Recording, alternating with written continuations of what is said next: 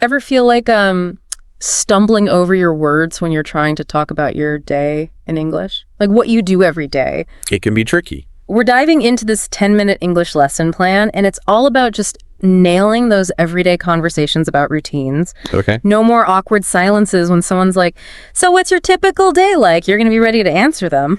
And what's so cool about this lesson is it doesn't just like throw a vocabulary list at you. Right. It really taps into how our brains learn best. Ooh, okay. I like that. So many language courses feel like you're back in school cracking open a textbook. Yeah. How is this different? So it starts by getting you thinking about your own routine first. Okay. And that's key because it makes it instantly relevant to you. Then it goes on and it kind of plants these essential verbs and time expressions. You know, wake up, go for a jog in the afternoon. But here's the catch. Okay, there's a catch. Now I really want to know. Yeah, it's a good catch, I promise. Okay. It weaves these verbs and expressions into a natural conversation that you listen to. Okay. It's like eavesdropping on a chat about daily routines. Way more engaging than flashcards. Yeah, because we've all been there, right? Where you kind of understand the words, but then someone puts them all together in a sentence and you're like, wait, what? Exactly. And that's what I love about this one. Yeah. You're not just learning this vocabulary in isolation. Yeah. You're absorbing it in context, you know? Right. The rhythm, the flow of it all. So instead of getting lost in the grammar rules, I'm just kind of picking it up naturally by how people actually speak. Precisely.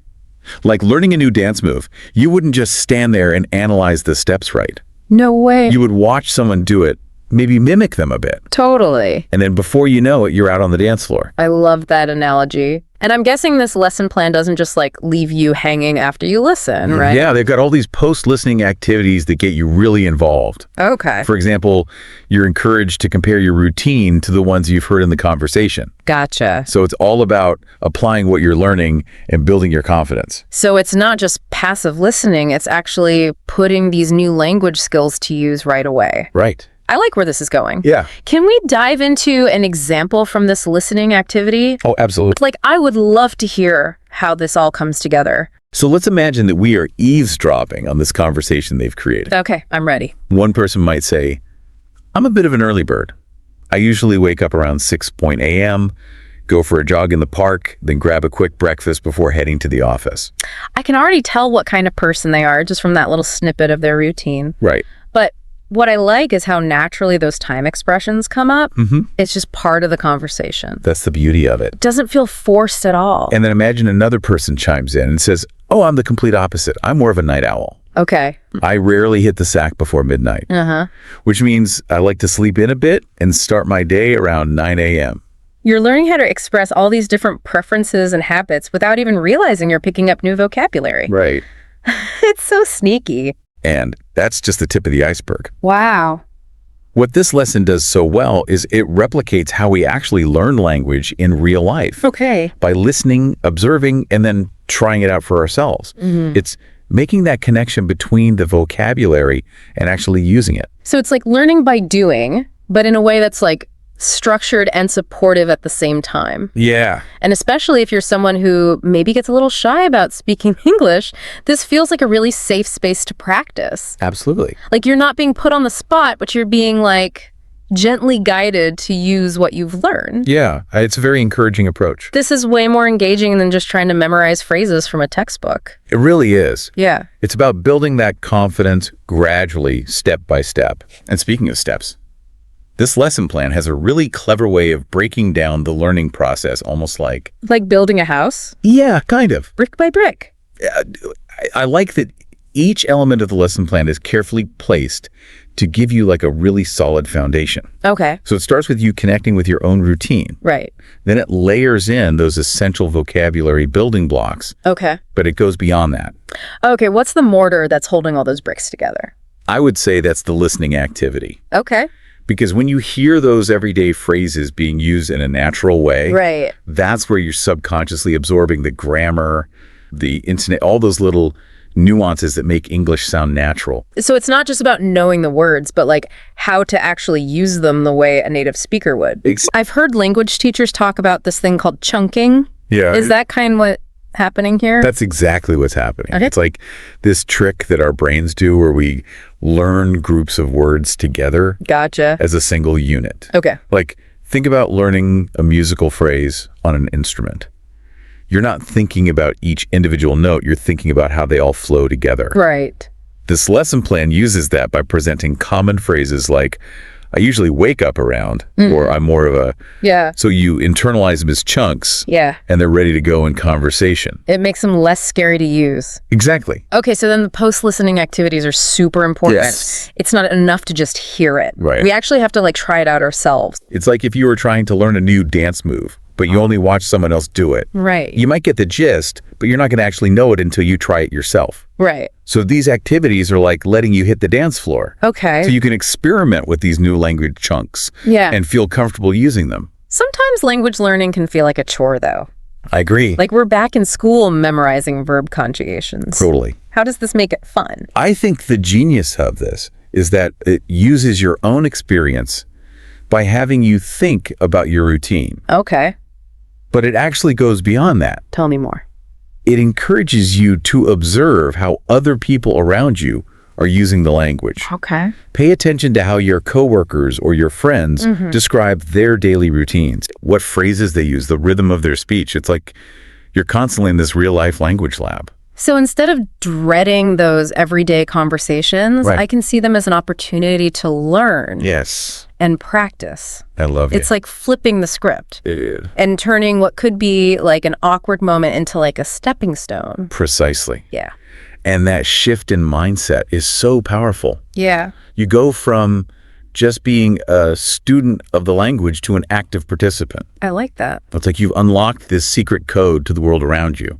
And that brings us back to why it's so useful to master these daily routines in English.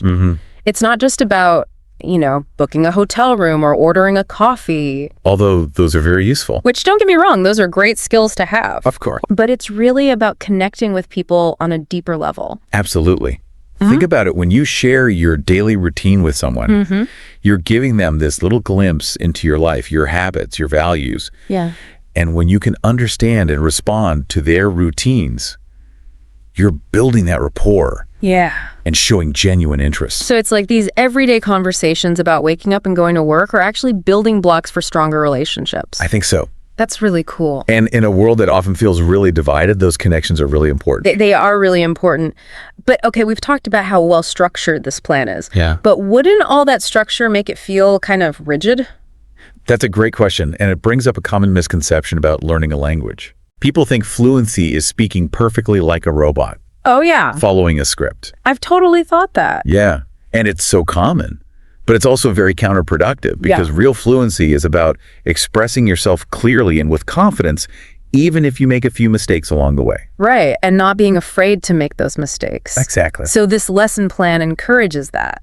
It does. Oh. So remember how it encourages you to listen for those chunks of language? Yeah. Well, it also encourages you to play around with them, Okay. to adapt them to your own style and your own experiences. So it's not about memorizing a script. It's about using those chunks as building blocks Yeah, to create something new. exactly. And that's what's so exciting about language learning. Okay. Finding your own voice, your own way of saying things. It's giving you permission to play at the language. Yes, That's so cool. But learning a new language takes effort. it does. There's no magic shortcut to fluency. Right. But what this lesson plan does so well is it makes that effort feel less like a chore and more like A fun challenge. a game. Exactly. It transforms it into something enjoyable, Yeah. even something that you look forward to. Because when we're having fun, we're more likely to actually keep doing it. Yes. Push through those challenges and get to those aha moments. Absolutely. And those moments are what keep us going. Yes. They make it all worth it. It's like you crack the code. You're like, I understand and I can be understood. Exactly. That's amazing. And what's really cool is that this isn't just about daily routines. Oh, really? This whole framework. Tapping into what you already know, giving you those building blocks, getting you to listen naturally, and then letting you practice, it can be used for anything, Wow. any conversation topic. So it's like, I can use this to talk about my hobbies, travel plans, Absolutely. even my hopes and dreams. Anything you want to talk about. This could be really helpful for anyone who's ever felt like they're stuck on the sidelines of a conversation. Totally. Like you want to join in, but you just don't know what to say. You're right there, but you just can't quite Yay. get the words out. This feels like a game changer. I think so. It reminds us that learning a language isn't just about the rules. Yeah. It's about connecting with people, Yeah. understanding each other. It's about making those connections and feeling that excitement when you realize, I get it. And those moments are for everyone. Yes, everyone. No matter where you come from, what kind of learner you are, or what your past experiences have been. Exactly. So for anyone listening who's ever felt like learning English is too hard or too intimidating, where do they even start? Start small. Just start paying attention to how people use the language around you. Okay. What words and phrases they use, how they say things, and then try them out yourself. Just go for it. Exactly. Don't be afraid to make mistakes. Yeah. Those are just proof that you're learning. You have to make mistakes. Exactly. That's how you get better. Every conversation is a chance to learn and grow. So true. And to connect with someone. I love that. That's a beautiful thing. Go out there, have those conversations, and I guarantee you'll be amazed at how much your world opens up. You really will. One aha moment at a time. And who knows, you might be sharing your own language learning tips one day. I love that. Until then. Yeah. Happy learning, everyone. Happy learning.